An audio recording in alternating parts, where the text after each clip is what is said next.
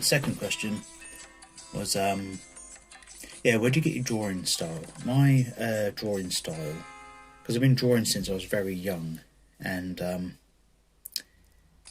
when I was young, I used to read these two comics called The Beano and The Dandy, and they're very popular in the UK. I'm not even sure if they're still going, but there was one character called Calamity James, and I think he was in The Beano.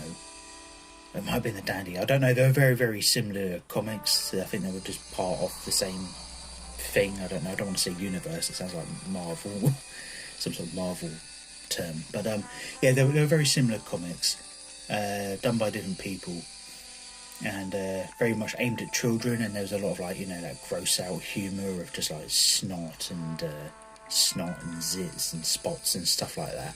And that's what Calamity James was. Calamity James was the one that had like the worst of that kind of stuff, that like real childish snot humour, just gross stuff. It was really cool.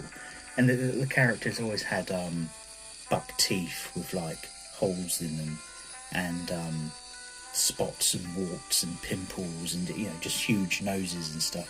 It wasn't illustrated by the same artist, but it looked a bit like Basil Wolverton, who I didn't really know until I came to Instagram, and people said, "Oh, his stuff looks a bit like Basil Wolverton."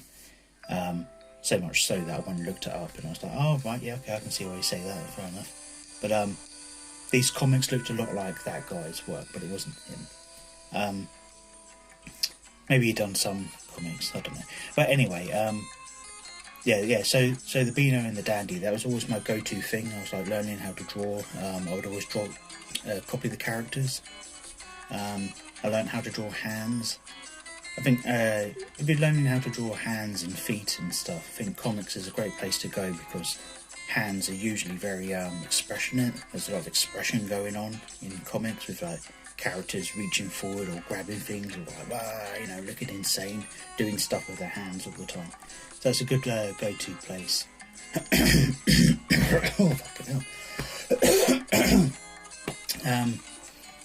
So yeah, the Beano and the Dandy. I think because of that, my artwork has like I don't know. I think it looks British, or it does to me, because it just makes me think of like British children's comics.